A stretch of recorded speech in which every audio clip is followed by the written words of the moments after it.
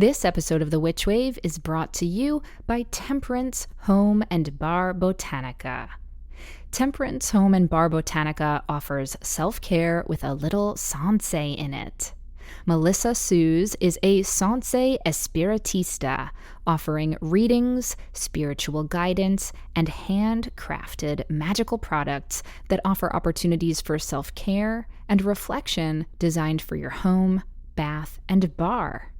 So go ahead and check out Temperance Home and Bar on Etsy or at Temperance Home Bar on Instagram and Facebook for magical, radical self-care for your home and bar.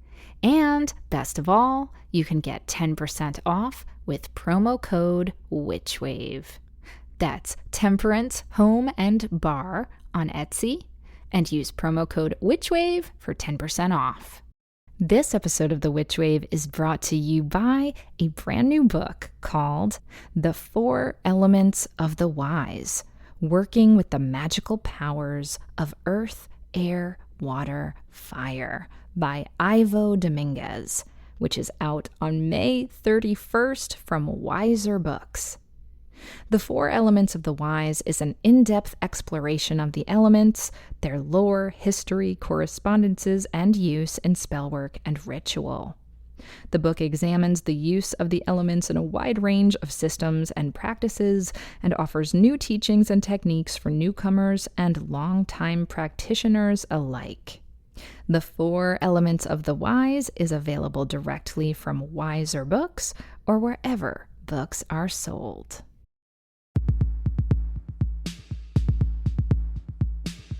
The world is filled with bewitching people, and you might be one too. Welcome to the podcast where art is magic is real, and reality is stranger than dreams. I'm Pam Grossman, and this is The Witch Wave.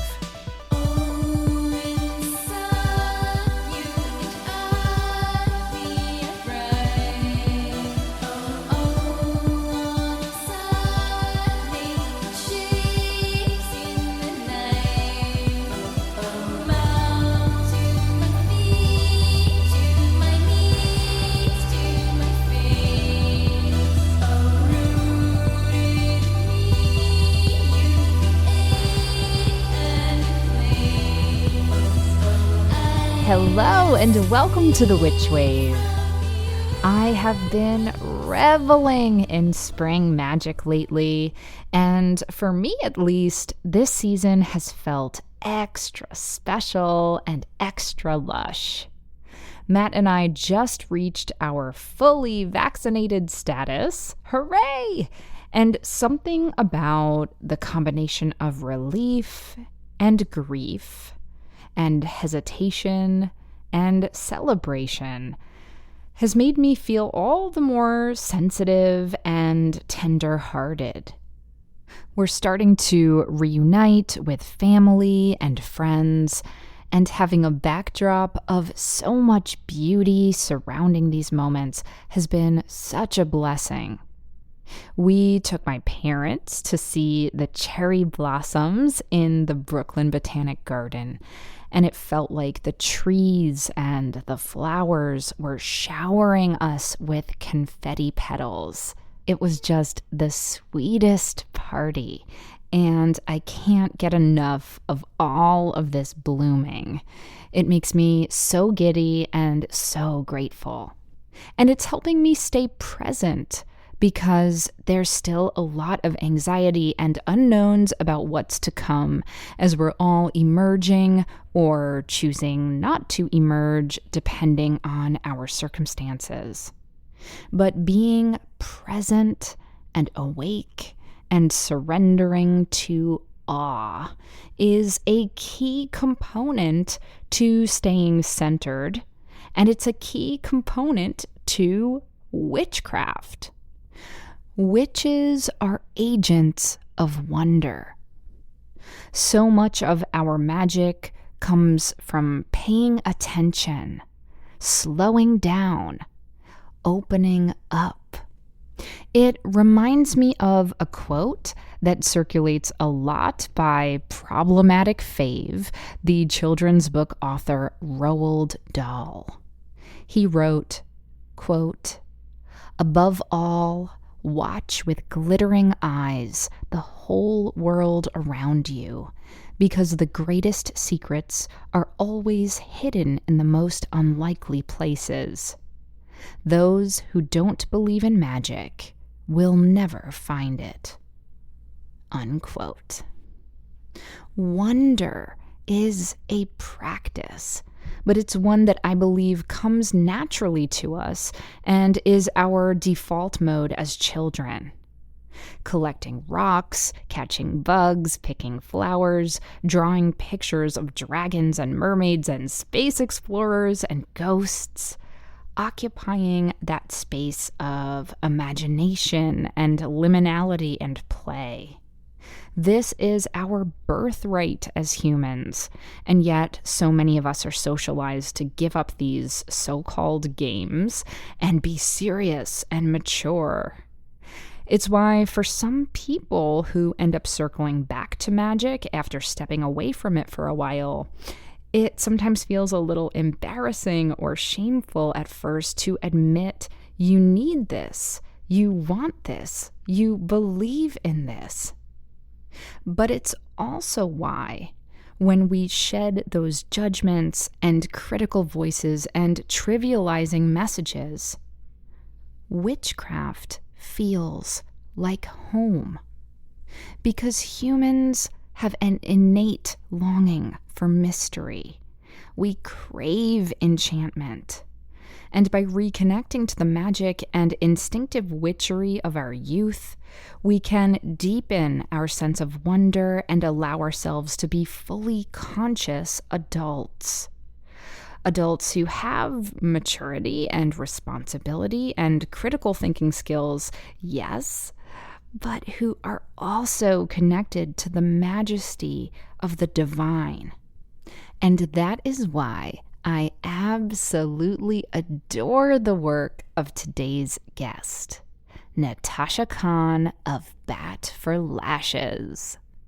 Through her music, videos, drawings, and films, she has been a visionary maker of magic and professional wondermonger for years. On this episode, we talk about how she's maintained her connection to childhood throughout her career, as well as the importance of alter egos, animals, and yes, witches, and so much more. But before we get to that, first, let's check and see what's come through on the Witch Wire. Who is it? Witches. Mary writes, "Hi, Pam. First of all, thank you so much for being you and for sharing your work with the world. Spells and rituals have helped me through difficult times, and I have loved learning from you and your guests." That's so nice. Thanks, Mary. My question is, how do you dispose of an element of a spell that represented a part of the body? After a series of heartbreaking miscarriages, witchcraft helped safeguard my child into the world.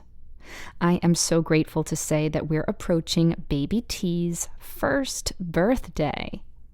I have to admit, though, that the materials I used for the spell are still tucked away. There are some objects that feel right for me to cleanse and reuse and repurpose, but I stitched a small, simple fabric bag to represent my uterus, and now I don't know what to do with it. I have read that it can be traditional to burn or bury materials used for spells. However, the symbolism of burning or burying my symbolic uterus just doesn't feel right. And since the spell was cast in great hope within a period of deep grief, I'd prefer not to turn the bag into a keepsake or have it lurking in my closet. Is there a way to reframe how I'm looking at this? I'd be incredibly grateful for your wisdom. Hi, Mary. First of all, many congratulations on becoming a mom. I am so overjoyed for you and thrilled to hear that spellcraft was a helpful part of your journey. Now, I'm going to answer this question the best I can with the caveat that, as you may already know, I'm not a mom myself, and I'm not planning on being one, so you may want a second opinion just in case I have some blind spots here. But here we go. Here's my best shot. I actually have two ideas for you. The first is, if you really, truly don't want to keep this uterus bag and burning it or burying it feels too destructive, why not offer it to arguably one of the ultimate mothers that we have here on Earth, the ocean? Water has so many magical associations, and a baby is nourished in fluid and essentially breathes underwater for 9 or so months, give or take. So perhaps giving your symbolic womb to the great watery womb could feel like a lovely offering or a completion.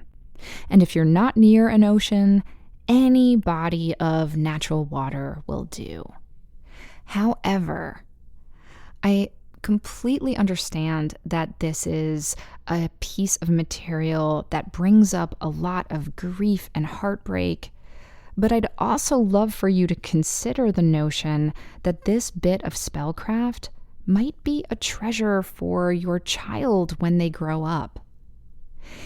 Personally speaking, if I found out that a spell was somehow involved in my birth, and my mom gave me an artifact from that, oh my goodness, I would think it was the awesomest thing.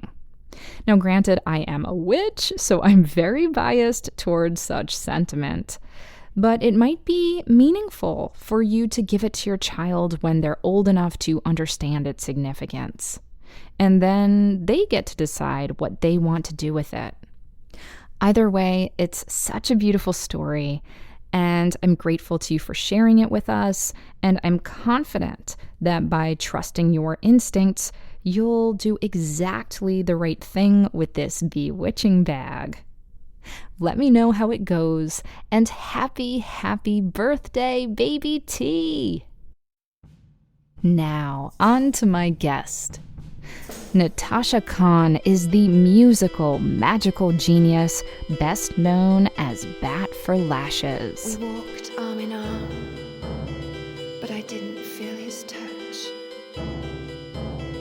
The desire I'd first tried to hide, that tingling inside, was gone. Lauded for her songs about otherworldly love and witchy revelations, she has released 5 studio albums, starting in 2006 with Fur and Gold, and followed by 2 Sons in 2009, The Haunted Man in 2012, The Bride in 2016, and her most recent, 2019's Lost Girls, which is a concept album filled to the brim with vampires, California romance, and one mighty powerful coven.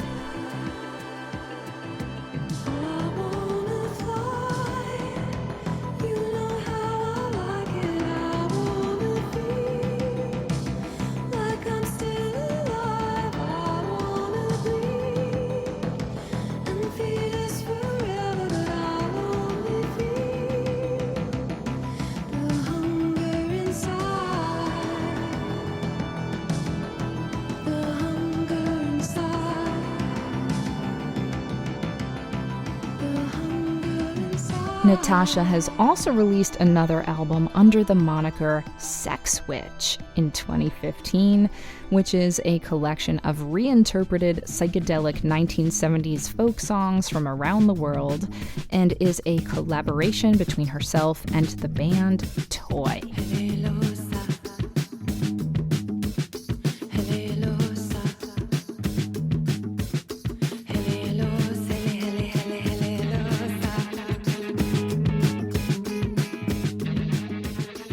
She has also composed the soundtrack for the television show Requiem, and she has been nominated for the Mercury Prize 3 times.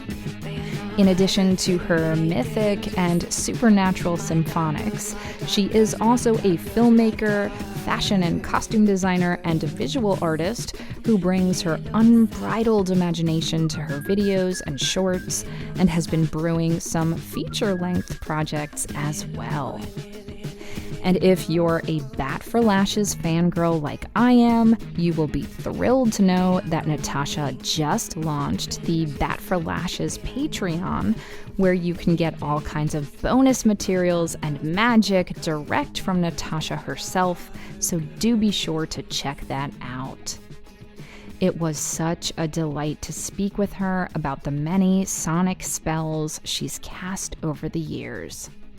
Natasha joined me from her home in LA via Zoom.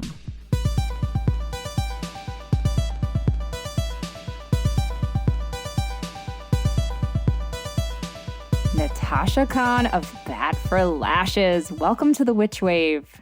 Thank you for having me. I am so overjoyed to have you. I have loved you and your music since the first album, so I am old school, and I am just so honored to talk to you today. Thank you for being here. So, Natasha, I want to start by talking to you about the live show that I just attended a couple days ago. It was so exquisite. And I was wondering how it has felt for you to be a musician in this pandemic and doing these live shows. What does that feel like, and what has your intention been with this kind of new format? It felt very nerve-wracking because the last time I played was a year ago, and I was 3 months pregnant with my daughter. And that one I just did in my bedroom, and COVID had just happened, so it had only been a couple of months. That last show was sort of very early on and low budget and stuff. So with this one a year later, my intention was just to step it up a bit with having it filmed nicely so it sounded really nice. And I think just it was sort of very intimate and personal for me because so much has changed over this last year. And I have really missed interacting with fans and doing those live shows. And also, like I spoke about in the show, having a baby has kind of changed my perspective quite a lot on life, and it's just been very transformative. So the intention of the show is to share like I felt like I've been in a chrysalis for a year, and like the new butterfly that is me, and just to connect, really. It was so gorgeous. And I went back and watched the live show that you did at the beginning of the pandemic, and even hearing kind of like the recontextualization of a song like Lilies, now that you have a daughter, I found really, really moving. Have you found that some of your songs have taken on new context and new meaning post-pandemic and in this new phase of motherhood as well? Definitely. The set that I did I sort of described it as a set of love songs. And I realized that a lot of my songs were love songs about partners and people I'd sort of fallen in and out of love with in the past, and the trials and tribulations and tragedies and drama of all of those things. But it's so interesting now having this baby and discovering this whole sort of completely unconditional side of what it means to love, that when I sing a lot of these love songs, it's almost an ode to that universal unspoken love that sort of goes in a much deeper or sort of different way than all the drama of those romantic love stories. So it's been really interesting and very emotional, as you say, to kind of re-sing these songs, but thinking of a baby and a child and the sort of innocence of that, rather than sometimes the sort of madness of and the addiction of like love itself, you know? Yes. Yeah. And speaking of children, I can't help but recall learning about you that you taught nursery school for a few years before you became Bat for Lashes, or perhaps during the beginning of Bat for Lashes. And I wondered what your connection to the magic of childhood has meant to you. It seems to me that it's a connection that has remained really strong throughout your life. And now having your own child, I wonder if that's metamorphosized a bit as well, too. I could talk about this for hours, but when I was at university, my thesis was on the artist's preoccupation with childhood, and sort of falling into that, being a nursery school teacher, and then taking that, especially into the first album, Fur and Gold, was extremely fairy tale like. And there's a lot of mythology that I created in my own universe and my own little archetypal characters and visuals. And I think just as a child, I was obsessed with reading. I was obsessed with potions and making little bottles with tiny miniature things. I was obsessed with miniature. I think my first sexual fantasy was like I miniaturized my history teacher and my English teacher and like made them make love in a fish tank or something. And I was like, maybe I have a god complex. So you're still big in this fantasy? Yeah, I was like, they were in my room and I was just watching these tiny people. And love it. I also used to write very, very small letters with tiny pencils and put them in the tubes of flowers, like roll them up and put them in flowers, because I thought that fairies could read them.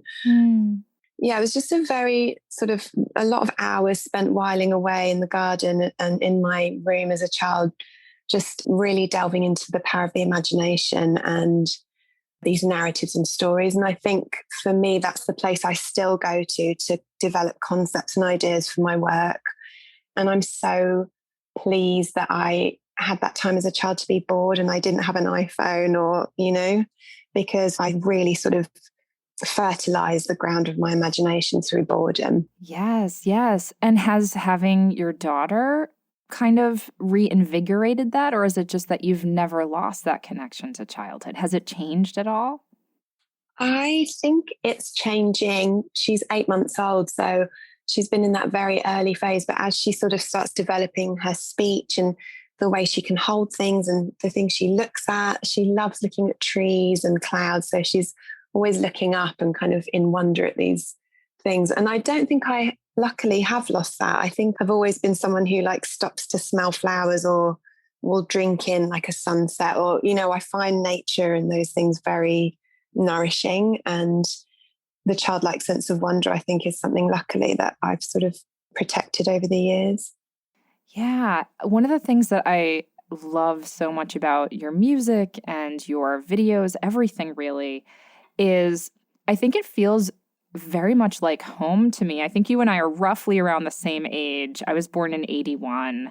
I think our generation is called Xennials. We're not really? quite Generation X, not quite millennials. And I feel so fortunate to have been born kind of like the internet was bubbling up, but we still grew up able to use our imaginations. We grew up with these incredible movies like E.T. and Neverending Story and Labyrinth and all of that.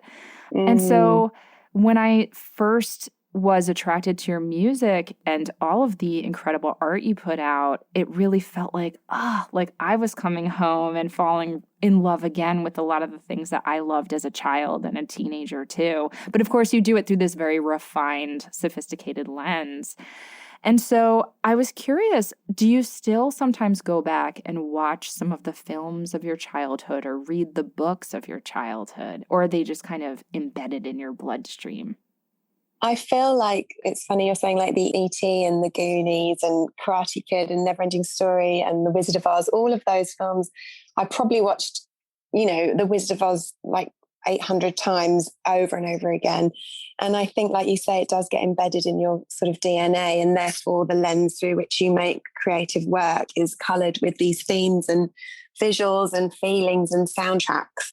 And I have gone back and revisited books like The Witches I reread recently by Roald Dahl. And occasionally I'll rewatch something magical and see it again through an adult lens, or through, now I have a baby, like what's she going to think of that?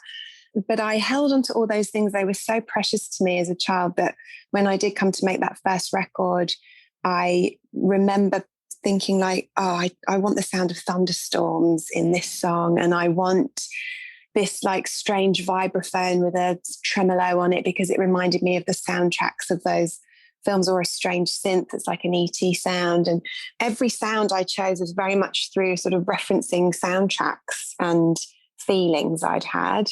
So if a sound felt like something I'd got goosebumps as a kid from, then I wanted to use that. That was my palette, really. I love it. I love it so much. So were you raised with any sort of mystical or spiritual or religious kind of framework at all? My dad was very religious. So my dad's from Pakistan and my mum's English. And I was born in England. So I had a really interesting combination of influences as a kid because my dad wanted us to pray 5 times a day. And then I'd go to a Christian school where we had chapel on a Friday and like very religious stories about Jesus. And I think what ended up happening was that I didn't want to sort of practice a traditional religion in any way, but I learned from the idea of storytelling and how powerful that can be and how metaphors and stories kind of embed into your consciousness and you can sort of explain the mysteries of life through character and narrative. So religion for me was like this beautiful foray into storytelling rather than something that felt too inhibitive or like restrictive or anything like that. Sure. And did you go through any phases of like dabbling in witchcraft, or did you not quite have to go through that because you were kind of exploring this through the channels of creativity and art and music and so on? I definitely dabbled as a teenage girl because I was obsessed with Kate Bush and Björk and Tori Amos and Yes. the Cocteau Twins. And so PJ Harvey too, Is This Desire, that album really hit me hard. Perfection. So good. And I think at the time, sort of in that teenage time, a little bit later as well, there were TV shows like Twin Peaks on TV. And I kind of started to explore my darker but more like psychic tendencies. So I'd lie out, for example, on my patio as a child and like try and communicate with the stars or with aliens. And then when I was older, I thought I could communicate with Kurt Cobain because, I had this like such a connection to him and I felt so emotional and like obsessed and like empowered by the music. And I do remember reading books about herbalism and I really liked essential oils and I really liked plants and I liked animals and animal archetypes. Like in Labyrinth, there's that big white barn owl. And what did that mean that bats were like linked with vampires? And why did black cats always appear in my witch books? And there was a very sort of strong link between animals and humans and familiars. And again, that's something on the first album and throughout that I've really enjoyed. So I don't know if it was consciously practicing anything witchcrafty, but like you say, it's all kind of interwoven in this sort of landscape that I was interested in as a child and a teenager. Absolutely. On that note, we're going to take a quick break and we'll be right back. 2,000 years ago, in labyrinthine underground temples across the Roman Empire, the first beeswax candles were burned in secret rituals to the god Mithras. Now you can experience some of this mystery for yourself with Mithras candles, my favorite. Handmade from the purest East Coast golden cappings beeswax with that natural, subtle honey and floral scent, Mithras candles are the perfect illumination for the mysteries of your life. Mithras candles come in natural gold and rich black varieties. You can also get them in their signature, stunning, hand-dripped style, or you can choose their smooth and rustic version. They also have wide pillars for sale if you're feeling extra expansive with your magic.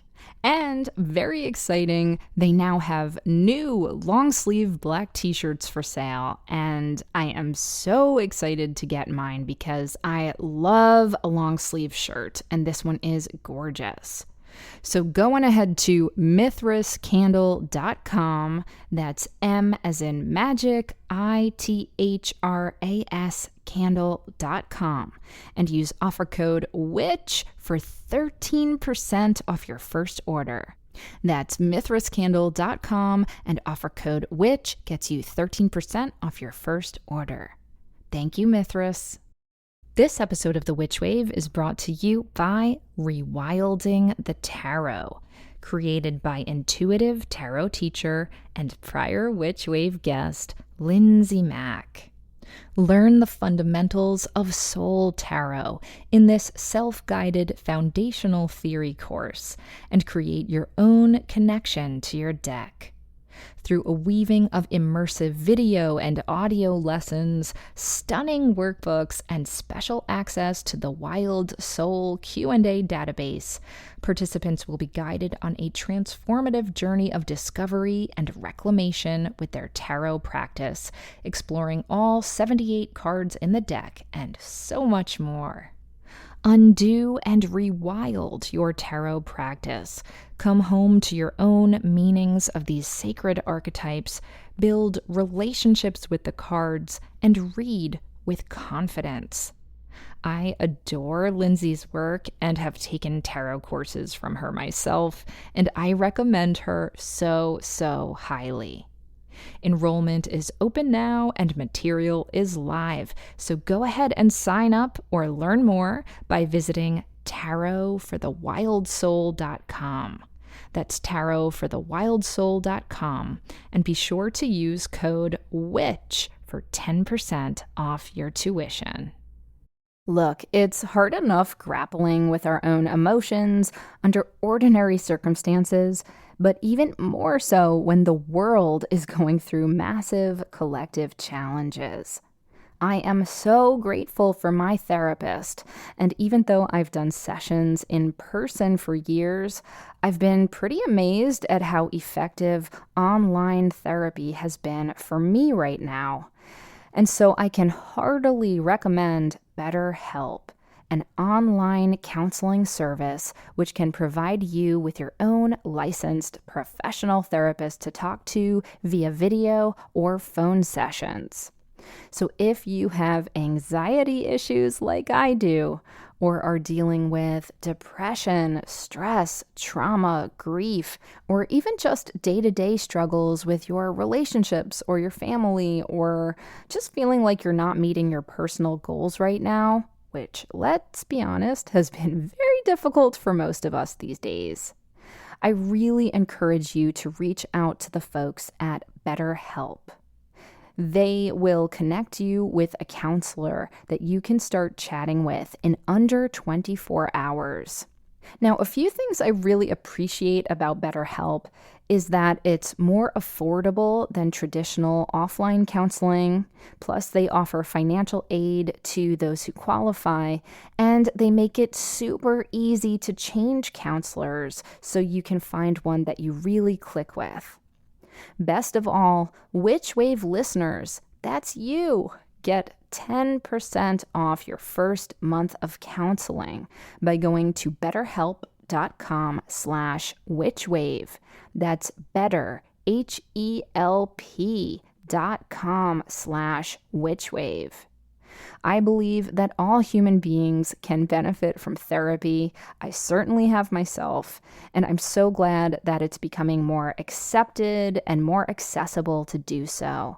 So please pop over to betterhelp.com/witchwave and find a great counselor to talk to. BetterHelp is confidential, convenient care, and you, my friend, deserve that. To strike and mark me as alive.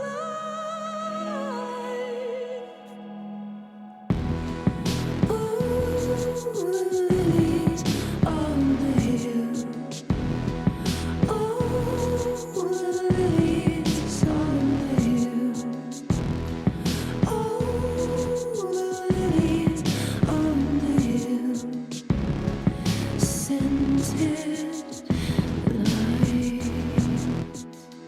Welcome back to the Witch Wave. Today I'm speaking with Natasha Khan of That for Lashes. So Natasha, we were talking a little bit about your relationship to magic. And I was thinking about how in a lot of your albums, you take on these alter egos, these other characters.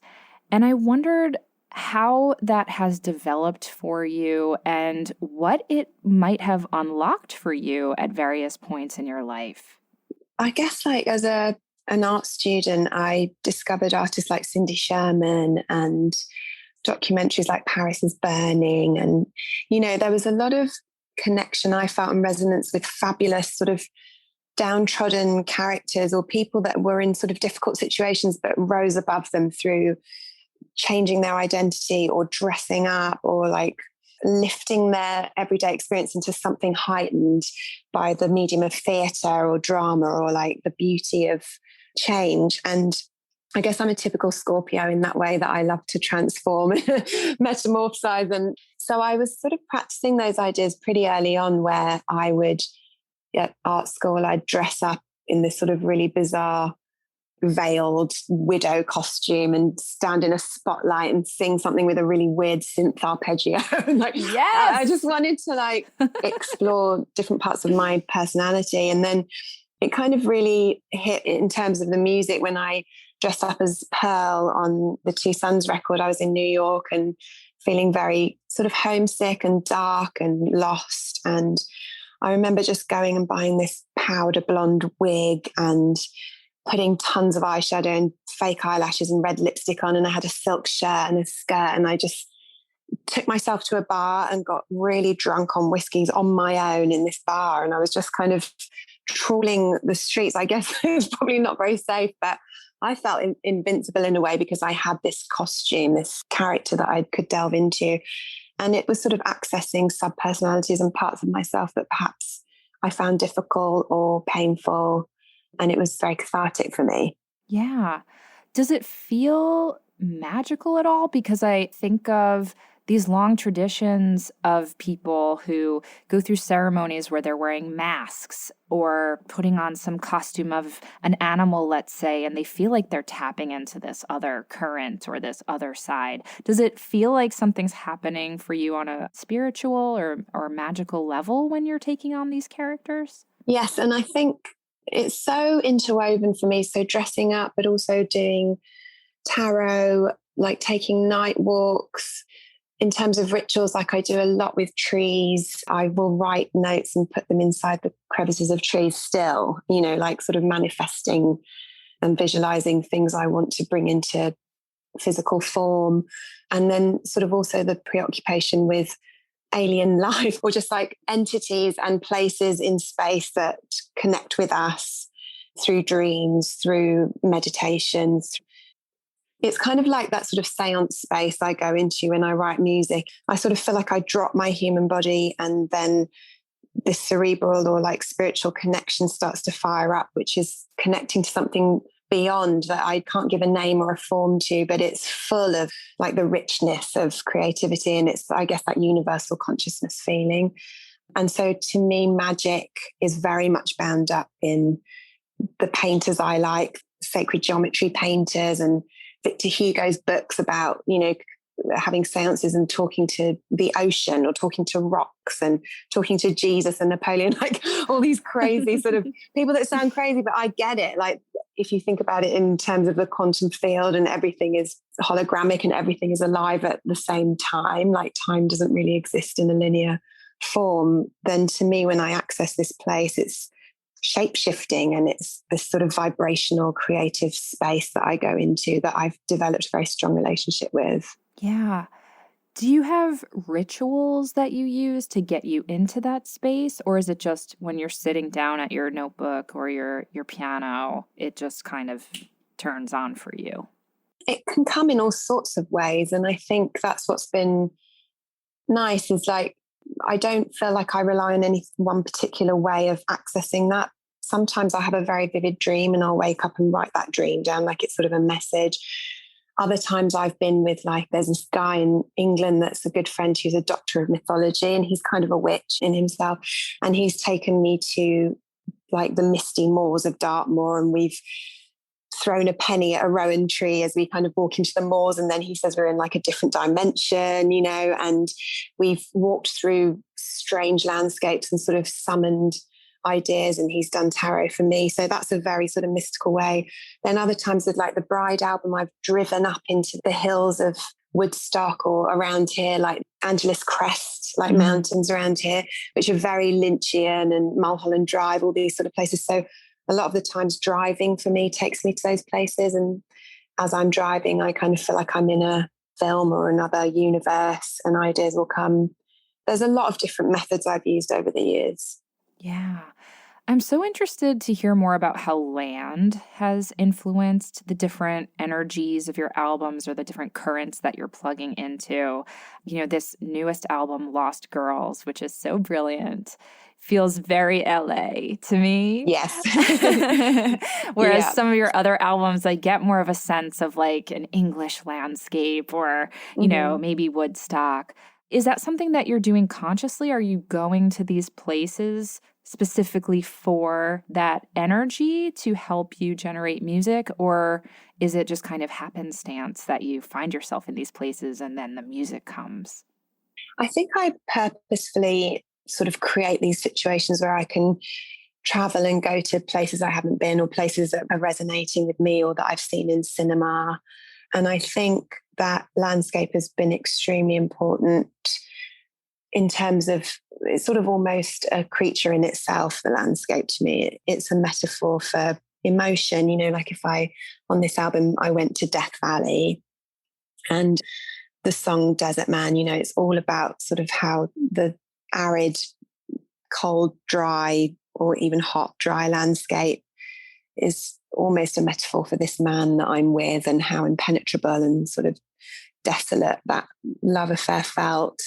And then other times, driving around upstate New York and sort of going through these creepy woodlands and trees, or snowy England, where it's very sort of magical, and old myths and fairy tales of England. So I've definitely used landscape as a muse. And I also feel, especially in England, there's a lot of spirits and sort of ancient stories that are embedded in the land. I did have a really mystical, strange meeting with this woman once, who she was sort of giving me a healing, and she said that she could see this metal structure that had pipes, where the wind was going through these pipes and making this sort of almost choral sound. And a few years later, I was researching something, and I came across exactly the thing she described, and it was a monument on the site of the Pendle Witch burial grounds in Lancashire in England.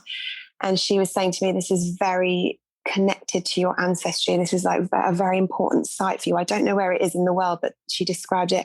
So goosebumpy things like that have happened, where I definitely feel a connection, especially to England and those sort of old sites and places. How gorgeous.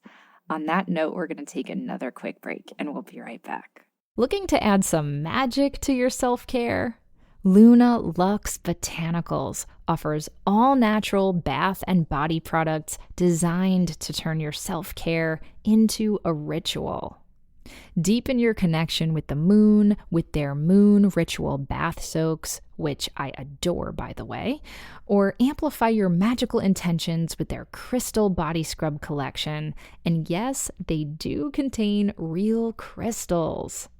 Their Moon Ritual collection now includes organic sugar body scrubs made with cold-pressed herbal-infused oils and botanical face mask blends designed with the moon in mind. All of Luna Luxe Botanicals offerings are vegan, cruelty-free, and made using only pure and ethically sourced ingredients.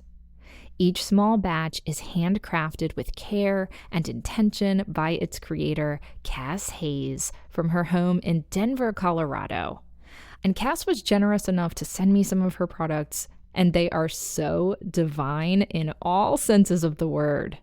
So if you're ready to turn your self-care into a ritual, visit lunaluxebotanicals.com. That's Luna, Lux, botanicals.com. And use code WITCHWAVE at checkout for 15% off your first order. That's lunaluxebotanicals.com, and code WITCHWAVE gets you 15% off your first order. I love Luna Luxe. Calling all plant witches and those who feel called to the plant path. Registration is open for just a few more days for the Alchemy of Herbal Medicine Apprenticeship. This is a content-rich online herbal program taught by third-generation herbalist and priestess Serafina Capranos. Serafina has been teaching herbal medicine for well over a decade in her garden on a small island in Western Canada. She also teaches for Pacific Rim College, which is one of the foremost colleges in phytotherapy, which is the use of plant extracts as medicine. The Alchemy of Herbal Medicine Apprenticeship is a unique herbal program that focuses on learning herbs through a process called plant communication, taught in live Zoom sessions. This is a body-centered practice that includes tasting the plants and resetting our nervous systems to open to the plant world. In addition to focused, in-depth live sessions, all students also receive the content-rich Pacific Rim College online herbal course that includes 46 hours of instruction on medicine making, therapeutics, plant identification, herbal cookery, and materia medica. Students also receive a 500-page guidebook and a private Facebook group to keep the cauldron brewing. If you want the ideal fusion of practical and magical herbal education, this is the program for you. You can learn more and register at Serafina's website, which is serafinacapranos.com. That's spelled S as in sorceress, ERAPHINACAPRANOS.com, and just click on classes and you'll find the Alchemy of Herbal Medicine Apprenticeship listed there. Or you can check out Serafina's Instagram at serafina.capranos. Would you like even more Witch Wave?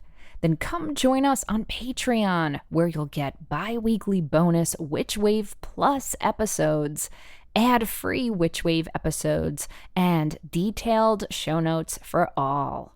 Rewards also include magical merch and giveaways, early heads up about my workshops before they sell out, and all backers get access to our exclusive digital coven, where I lead monthly rituals and video chats, and where you can connect to a community of other wonderful witches. So head on over to patreon.com/witchwave and sign up. It's a fabulous way to get more magic in your life and to support the show. Thanks so much. When I get home, been in the jungle. Where's my bed to lick me clean? Feed my soul milk and honey. Calling moon and moon.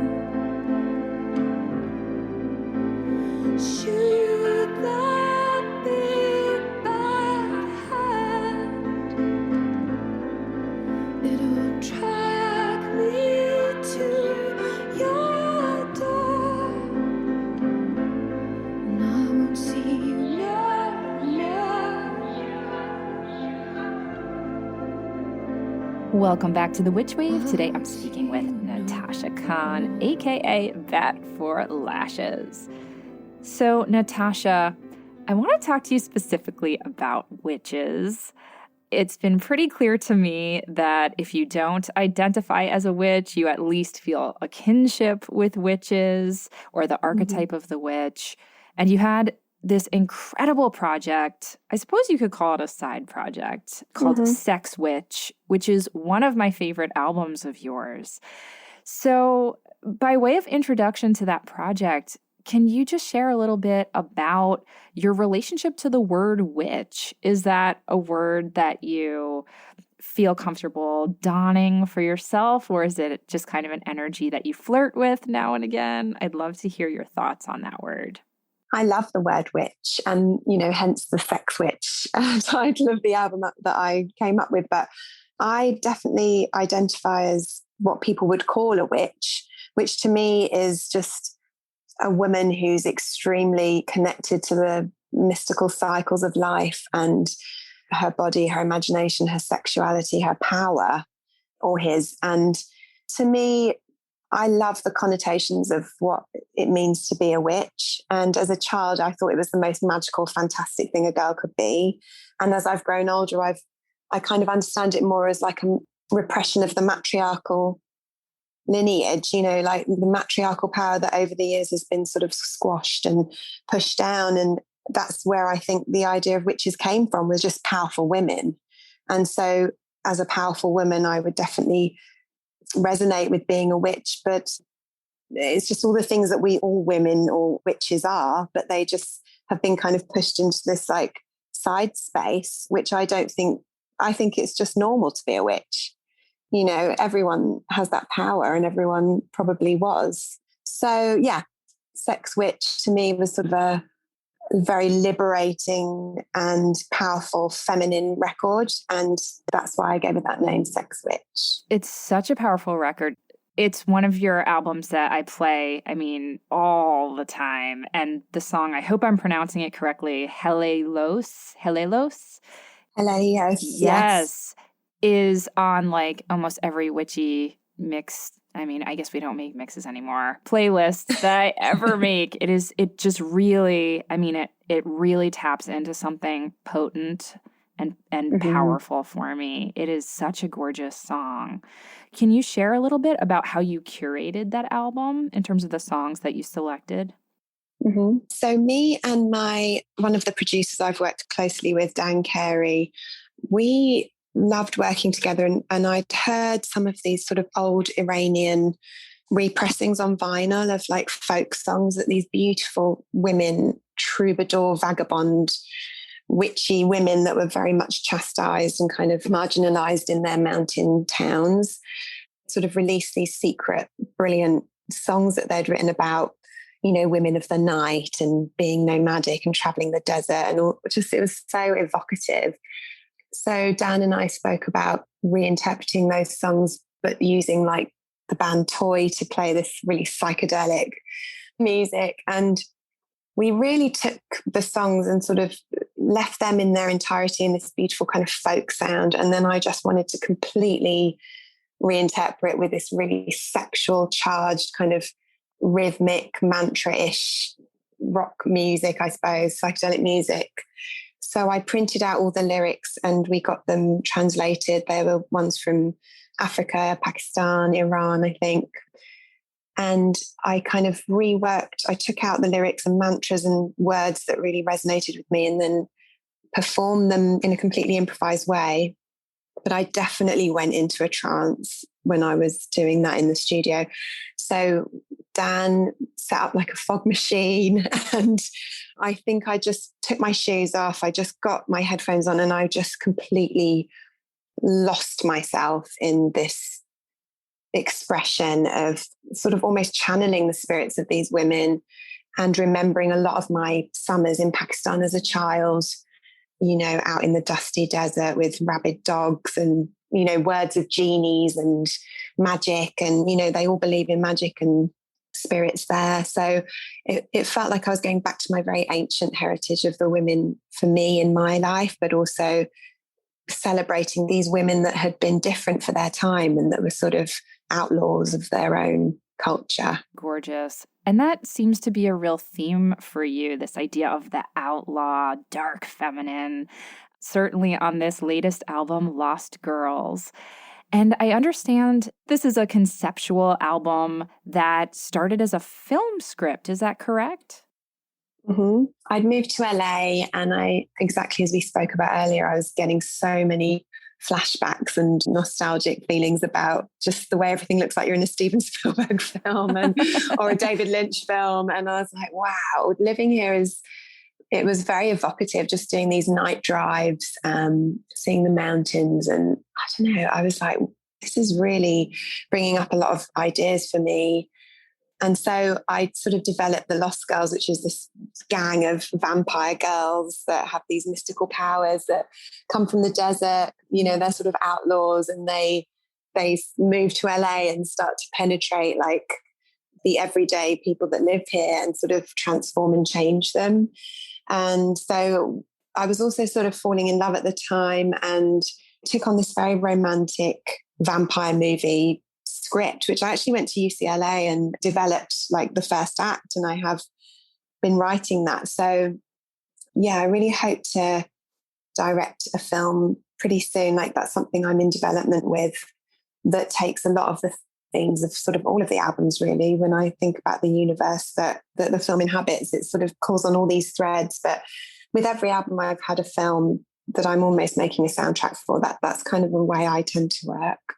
Absolutely. I mean, there is such a sense of cinema and drama in all of your music, and certainly your videos are really exquisite and have that romance and otherworldliness. And I understand you've directed quite a few of them. Yeah. When I was at university, I studied music with visual arts.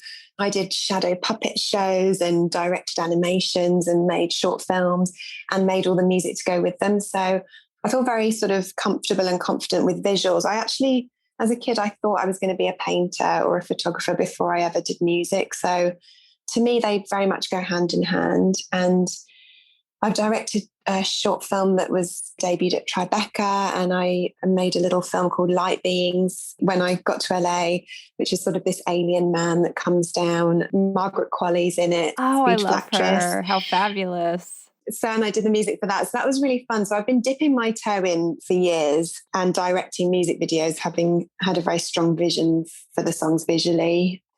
So I've been very lucky to put my stamp on those visually as well as musically. I really admire the ways in which you're kind of using all the tools in your toolkit. You have a lot of dance that you do in some of your videos. Obviously, you have an incredible eye for costume and that theatricality as well. And I was reading about a piece of advice that you got from Tom York when you had some creative block. And I wondered if you could share that with us in more depth. Yeah, so we supported Radiohead on the In Rainbows tour in Europe, which was one of the best memories of my career. And I remember asking him about feeling blocked. And he said that he draws, like he'll go and draw something if he can't do music, or there'll be some other way of being creative that you can kind of tap into that sort of almost unblocks the other parts of your creativity. So for me, that could be cooking or like planting my garden or making a dress or taking photographs. But drawing is definitely one of the biggest ones for me, drawing and painting. Like this year when I was pregnant with my baby, I wasn't writing music so much, but I've been developing this tarot stroke oracle deck. I got to see a little sneak peek of it, and it's so beautiful, Natasha. Oh, thank you. Yeah, I'm so enjoying that process. It's very intuitive. I just sit down, I don't know what's going to come. But by the end, like in 2 or 3 hours, I have another card, and then it's down to me to decipher what the symbolism means and what the story of it is and the healing aspect of that card. And I found that it's very much about contacting the muse and all the methods and ways I use to make work and to get unblocked around things. Yeah, I was surprised to read that there was a period of time when you thought you maybe weren't going to do music anymore. Is that true? Did you really think maybe that it was just done, all dried up for you? Because I can't imagine that. Well, I can't imagine that now because I realise I'm 41 now. I realise that I'm never going to escape it. And I'm just a creative person and that's just who I am. I think sadly at the time I couldn't really explain why I felt like that, but it was sort of mainly down to being on a major record label for 10 years. And around the Haunted Man time, there were some A&R people there that were telling me that it was a really bad album and that I didn't have any singles on there. And they were trying to get me to work with pop songwriters and to change the structure of my songs. And I got confused. I thought that it meant I didn't want to do music anymore. But really what it was to me was my inner child, which I think a lot of creativity comes from. With children, if you berate them and tell them that they're doing it wrong and they can't go there and mustn't touch this, they become very withdrawn and sad and quiet, and you sort of kill off their creative spirit. And I strongly believe that's what you can do with your own creative spirit if you sort of let it be criticized and abused by other people.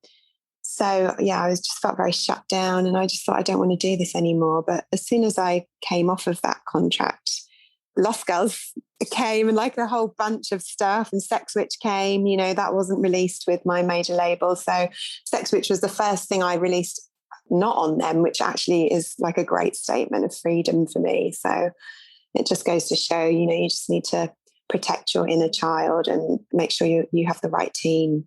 Absolutely. How fantastic. In our last few moments together, you brought up being 41. I just turned 40 myself. Yay! And yay!